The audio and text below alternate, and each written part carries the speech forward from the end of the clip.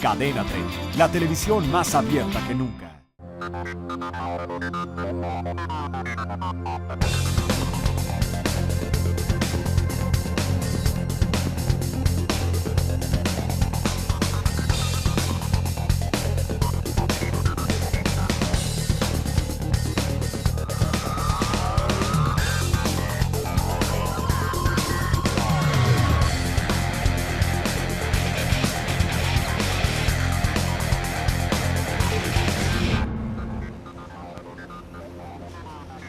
Hola, ¿qué tal? Qué bueno que nos acompaña. Esta semana la agenda informativa nos llevará a hacer un recorrido por los mejores reportajes que le hemos presentado a lo largo de este 2015. Yo soy Carlos Quiroz y esto es Semanal 28, la agenda de Cadena 3. Comenzamos.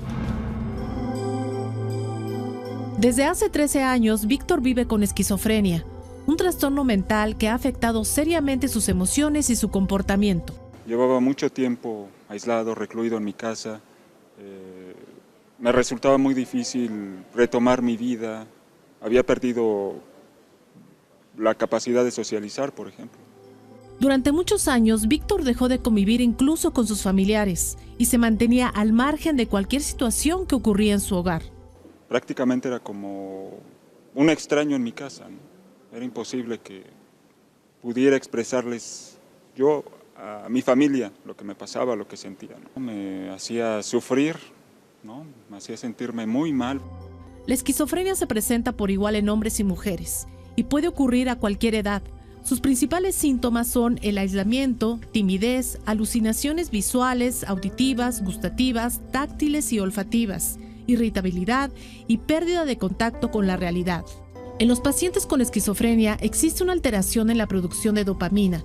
Se trata de un neurotransmisor que controla la forma en que percibimos los estímulos y la manera en que interactuamos con los demás. Y de tal forma este desbalance o desequilibrio que hay en la dopamina es lo que estaría generando las alucinaciones, esta pérdida del sentido de realidad. Se trata de una enfermedad genética, o sea que uno efectivamente ya trae la vulnerabilidad a presentar esta enfermedad y una enfermedad del neurodesarrollo. La esquizofrenia afecta a 24 millones de personas en todo el mundo. En México, alrededor de 1 millón de pacientes padecen este trastorno psiquiátrico y se estima que solo 2 de cada 10 enfermos acude al médico a recibir atención y de ellos, solo la mitad sigue un tratamiento efectivo. En México, los trastornos mentales como la esquizofrenia tienen una alta prevalencia y en el 80% de los casos causan discapacidad. Por otra parte, provocan el fallecimiento prematuro de los pacientes. Cada año se registran alrededor de 43,000 defunciones ligadas a este tipo de padecimientos. Cierto porcentaje de los pacientes con esquizofrenia presentan intentos suicidas tanto en episodios psicóticos como cuando están en remisión. En todo el mundo, los trastornos emocionales constituyen un serio problema de salud pública con un alto costo social, que afecta a las personas sin distinción de edad, sexo, nivel socioeconómico y cultural. En México tenemos un gran déficit de psiquiatras, debería de haber aproximadamente entre 12 y 15,000 psiquiatras. Solo existen 4,000 psiquiatras para todo el país. A pesar de esta situación, en México, desde hace 13 años se lleva a cabo la iniciativa Juntos por la Salud Mental, que incluye talleres, actualización para profesionales de la salud, pláticas para familiares y cuidadores de pacientes con trastornos emocionales, así como la realización del concurso de pintura Sensibilidad sin Límites, que tiene como objetivo fomentar, reconocer y premiar la expresión artística de pacientes con esquizofrenia de todo el país. Ella es Patricia y tiene esquizofrenia. Hace 4 años empezaron los síntomas. Todos los días escuchaba y veía cosas que realmente no existían y además tenía delirios de persecución. Entonces me sentía muy perseguida y por la radio, por la tele, por todo lo que oía, hasta por lo que, por ejemplo, tú me decías, yo empezaba a hacer ideas de que me estaban siguiendo. Llegó un momento en que Patricia prácticamente vivía fuera de la realidad, ya que además tenía delirios de grandeza. Yo tenía así como la idea de que iba a ser presidenta de la República y también pensaba que iba a ser como un líder mundial. Entonces que yo tenía el don de curar a las personas.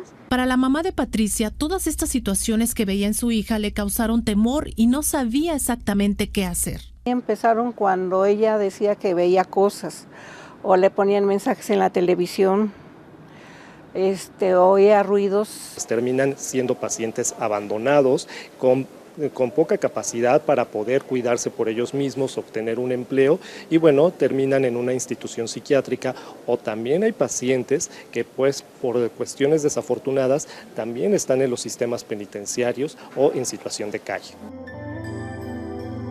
Cuando los trastornos psiquiátricos se atienden a tiempo, los pacientes como Patricia tienen un mejor pronóstico y pueden volver a integrarse a sus actividades diarias. Es una enfermedad crónica que no tiene cura, pero que si se recibe un tratamiento oportuno y un diagnóstico oportuno, la calidad de vida de las personas puede ser óptima. Y una persona con esquizofrenia puede tener un trabajo, puede tener relaciones sociales, afectivas, de pareja y familiares adecuadas. El medicamento que todos los días toma Patricia y el apoyo de su familia la mantienen estable a pesar de la esquizofrenia. Actualmente, ella participa en un programa de radio denominado Radio Abierta, que se transmite vía internet en la página www.radioabierta.net, en el que pacientes con trastornos emocionales comparten sus experiencias. Gracias a su tratamiento, Patricia ya no tiene alucinaciones de ningún tipo y su vida, como ella lo dice, ha mejorado de manera significativa. Desafortunadamente, son pocos los casos como el de Víctor y Patricia, quienes reciben un tratamiento efectivo para la esquizofrenia, y por eso es necesario ampliar los servicios que atienden este tipo de padecimientos, ya que actualmente, del total del presupuesto asignado a la salud, solamente el 2% es destinado a la salud mental. Si usted necesita recibir asesoría para mejorar la calidad de vida de familiares y pacientes con esquizofrenia y otros trastornos psiquiátricos, puede consultar la página www.vozprosaludmental.org o llamar a los teléfonos 1997-5040 y 1997-5041. Informó Gloria Contreras.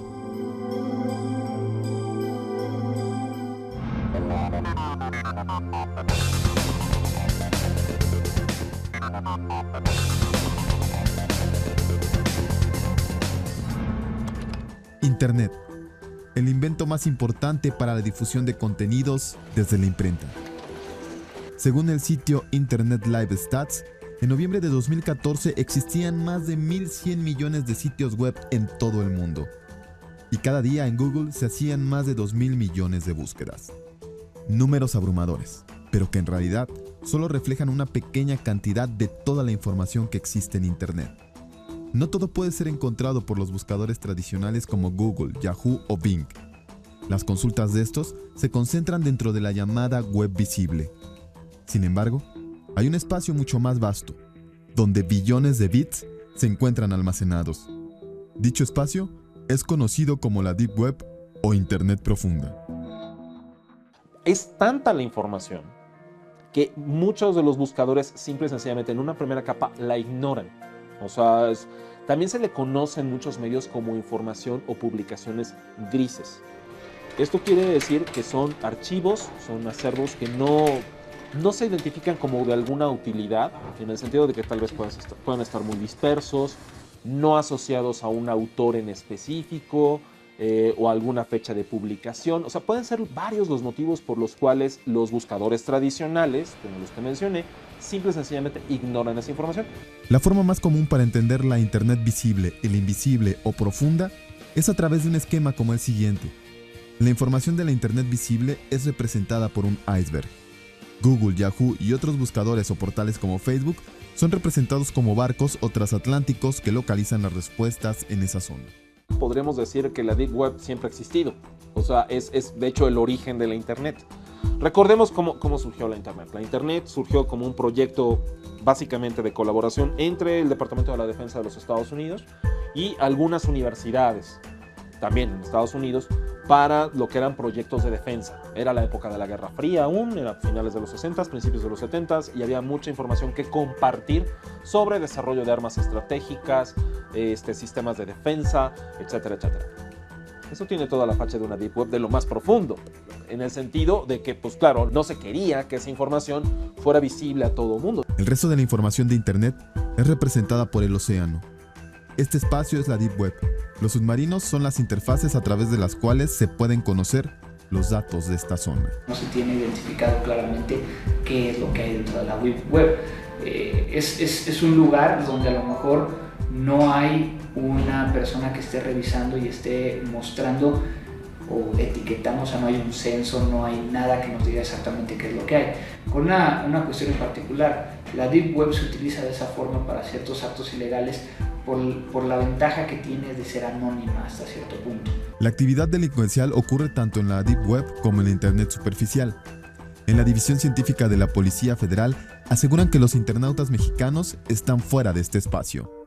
Realmente en México y la mayoría de los usuarios no navegan en la red profunda y pues nosotros estamos más focalizados a orientar a nuestros ciudadanos, tanto a los menores de edad y tanto también a los que realizan transacciones económicas, pues a tener estos cuidados de instalar antivirus, de cuidar que las últimas actualizaciones de software y sobre todo no acceder a sitios como el que me comenta, ya que pueden descargar malware. Y este malware, una vez instalado en sus computadoras, pues puede robarles credenciales, puede incluso cifrar su información.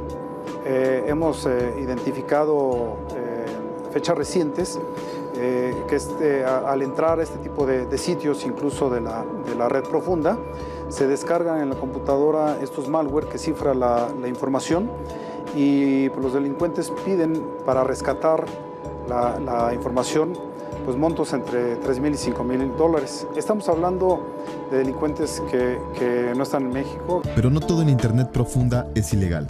Hay mucha información que no es indexada en la superficie. Por ejemplo, información de universidades o bases de datos que no necesariamente deben estar al alcance de los usuarios corrientes. Nosotros aquí en la universidad colaboramos en un proyecto con el Centro Europeo de Investigación Nuclear, el CERN. Es el proyecto de análisis de información del colisionador de hadrones, o el gran colisionador de hadrones. Cada vez que el equipo del colisionador se activa, genera de menos, aproximadamente entre unos 500 y 700 terabytes de datos, por tan solo unos cuantos instantes de la colisión de las partículas subatómicas. Son muchos datos que se tienen que analizar, pues no solamente en un equipo de cómputo dentro del CERN en Suiza, sino que lo comparte a través de algo que se llama cómputo distribuido o una grid científica, una malla científica de computadoras, para que otras computadoras también de buen rendimiento tomen un pedazo de esos resultados del colisionador y traten de encontrar alguna subpartícula nueva o yo qué sé, o sea, las cosas que normalmente hacen los físicos de partículas de altas energías. Hay distintas puertas de acceso a la Deep Web. La más común es Tor, las siglas de The Onion Router o el enrutador cebolla. Y es que la Internet profunda está en capas o niveles, a los cuales se va llegando de acuerdo al tipo de información que se busca. Por ejemplo, tu URL o tu página web, tenemos siempre hasta el final el nivel más alto, que es el .com, por ejemplo, el .org, el .mx en caso de México, .es en caso de España, .be en caso de Venezuela, etcétera, ¿no? Eso se conoce como los Top Level Domains o TLDs. Hay un TLD que técnicamente hablando no está registrado, oficialmente hablando, pero existe y es parte del manejo de la web profunda, que es el .onion. Entonces cualquier página .onion es parte de esa web profunda. Conforme se va descendiendo, aumenta la posibilidad de estar infringiendo las leyes. Por ejemplo, un nivel 3, ya hay que tener cuidado porque estás hablando de mucha actividad delictiva. No se puede hablar de cifras definitivas en la Deep Web. No se sabe cuántos sitios existen, cuáles son legales y cuáles son ilegales. Tampoco es necesario que los usuarios lleguen a este espacio. No es exclusivo para hackers, pero el riesgo es constante.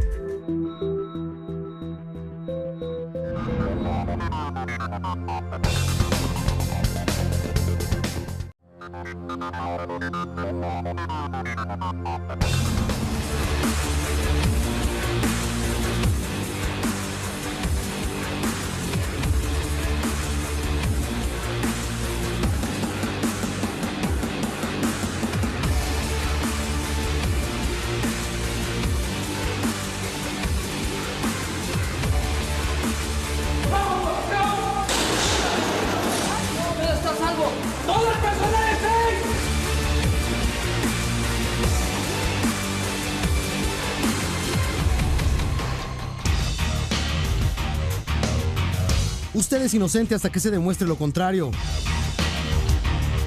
Esta es la premisa del nuevo sistema de justicia penal que entrará en vigor en todo el país el próximo año. Antes todos eran culpables desde el inicio de un proceso. Las autoridades tendrán que demostrar con pruebas contundentes ante un juez que quien está imputado de cometer un delito es responsable del mismo.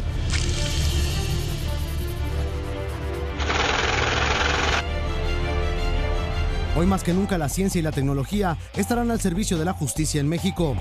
En esta nueva reforma del sistema de justicia penal, yo te diría que hoy la prueba científica va a ser crucial y va a ser la que va a definir toda la investigación delictiva. Si no hay una buena preservación del lugar de los hechos o de los hallazgos, si los policías como primeros respondientes no están capacitados ni cuentan con las herramientas para resguardar el lugar, las evidencias, la cadena de custodia, todos los juicios se van a caer. La investigación de cualquier hecho delictivo comenzará desde el momento en que llegan los elementos policíacos al lugar de los hechos y toman conocimiento del mismo, sin tener que esperar a que lleguen los agentes ministeriales y peritos forenses de las fiscalías o procuradurías. Ahora todos somos parte de la integración de una responsabilidad penal y el cauce final de la misma. Por eso, bajo ese sentido y bajo esa noción, los cuerpos policíacos están trabajando hoy como una parte fundamental y recalco mucho, somos quienes llega en primera instancia al tener la noticia de un evento o hecho criminal, es la primera parte que llega al lugar, quien toma conocimiento como acto de autoridad. Entonces es fundamental preservar los elementos. Este primer contacto con la escena del crimen deberá ser complementado con trabajos de laboratorio y gabinete a fin de confrontar la información recabada en el lugar con bases de datos, identificar huellas, sustancias y cualquier elemento que sea relevante. Nosotros desde el origen de la división científica se ha trabajado bajo el esquema del nuevo sistema penal a través de la capacitación, primero del reclutamiento del personal con el perfil idóneo.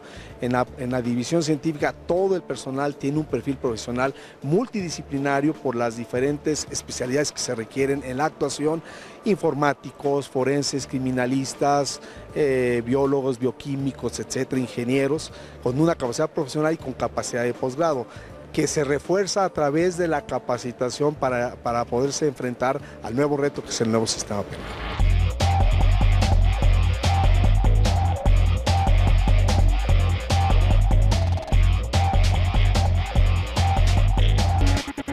El reto es acreditar la culpabilidad de un presunto responsable de cualquier tipo de delito. Tenemos también, drones, aviones no tripulados que te hacen un mapeo del lugar de los hechos y una reconstrucción del lugar de la escena del crimen que antes te tardaba horas. Hoy gracias a esta tecnología que te manda en tiempo real las imágenes, te lo vuelve en 3D y entonces los forenses tienen prácticamente en muy poco tiempo toda la información para continuar las investigaciones. Empresas en todo el mundo han desarrollado instrumentos capaces de potenciar las capacidades de los investigadores forenses. Tal es el caso de un georradar que permitirá la rápida ubicación de alguna fosa clandestina con profundidad de hasta 6 metros o un escáner en tercera dimensión, cuyo uso podría evitar la manipulación de una escena del crimen. Esto es un laser scanner, entonces lo que hace es te levanta todo lo que ve hasta 300 metros. Este modelo es 50,000 puntos por segundo, hay otros que es 1,000,000 de puntos por segundo. Tiene una cámara adentro, entonces hace un laser scan y después saca una foto. En verdad lo que tú ves es como una foto en 3D con puntos cada 2-3 milímetros.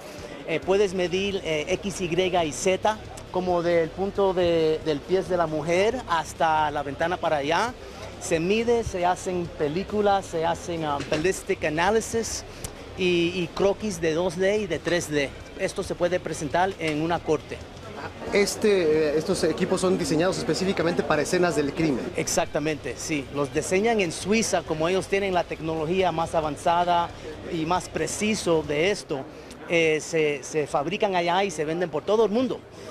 Los tienen PGR y PGJ, usan estos. Se requiere de un software especial, obviamente, para poder interpretar todo. Exactamente. El software es del fabricante de Leica y es para empatarlo, para medir, para hacer reconstrucción de accidentes y de escenas de crimen. Más o menos, ¿qué costo tiene un equipo de estas dimensiones? Estos modelos empiezan como en $80,000 hasta $150,000, $160,000. Depende de la velocidad, del software, de los accesorios, etcétera. Obviamente son muy útiles para ver aquello que se escapa al ojo humano.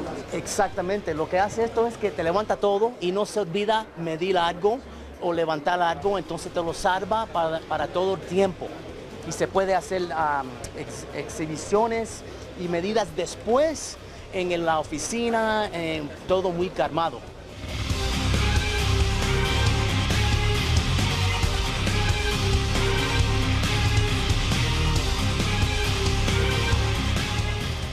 La investigación delictiva en México está entrando en una nueva etapa y requiere de nuevos profesionales para aprovechar las ventajas tecnológicas y científicas en beneficio de la seguridad y la justicia. Pero además se debe desarrollar tecnología hecha en México, por lo que ya se trabaja en ello.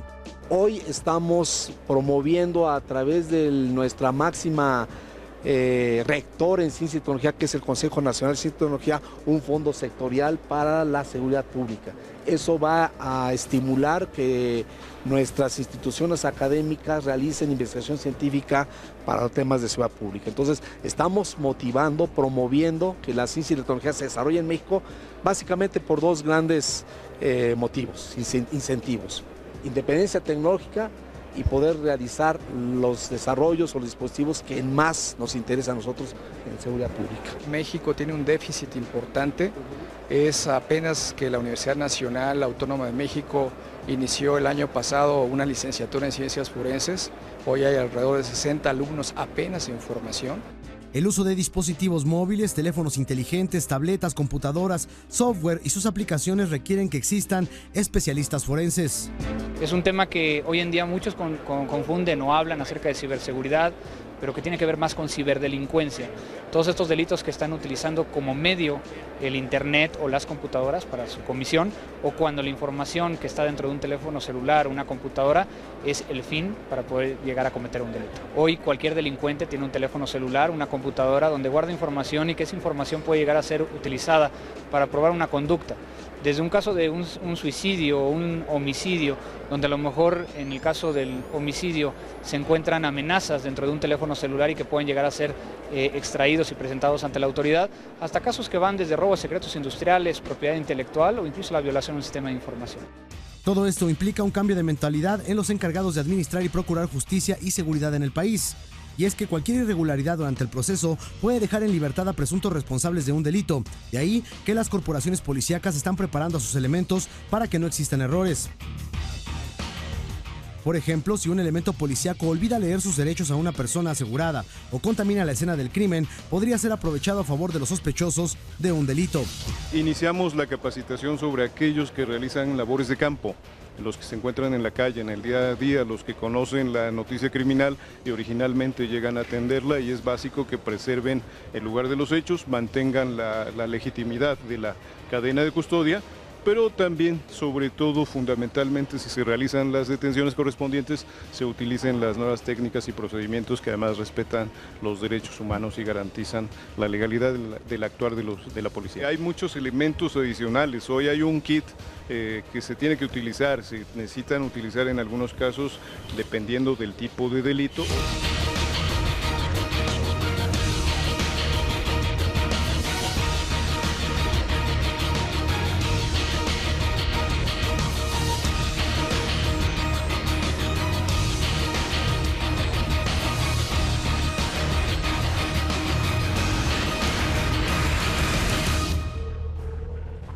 Pero no solo policías, forenses, jueces, ministerios públicos, agentes de investigación y todos los que intervienen en un proceso penal tienen que cambiar su mentalidad o modificar sus actuaciones. Los medios de comunicación tendrán que hacer lo mismo y adecuarse a las nuevas reglas del juego. Es la primera vez que en México se encuentra reglamentado ya en el Código Nacional de Procedimientos Penales la forma en la que deben de comportarse los medios de comunicación, los periodistas en las audiencias, por ejemplo, pero también cómo debemos de tratar a las personas que son acusadas de un delito cuando están justamente en un procedimiento acusatorio. No vas a tener imagen, no vas a tener el audio, no vas a tener la fotografía, incluso a diferencia de lo que pasa en el sistema gringo, no vas a tener a veces la posibilidad de dibujar, de tener al dibujante no caricaturista. ¿Por qué? Porque el propio Código Nacional de Procedimientos Penales establece lo que es el capítulo de la disciplina de las audiencias, no transmisión por ningún medio de las imágenes o audio de esto, pero tampoco gráficas. Hay que tener en cuenta que sí, vamos a perder en términos de imagen, ¿no? A lo mejor, pero lo que se trata es de evitar los tribunales mediáticos, ¿no? El enjuiciamiento, la consigna o la sentencia social antes de la sentencia judicial. Esta será la nueva forma en que la justicia mexicana cambiará en serio y no como una serie de televisión.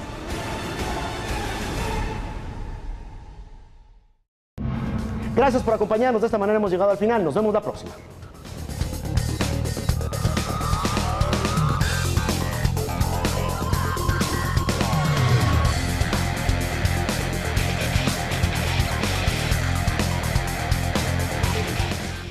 Cadena 30, la televisión más abierta que nunca.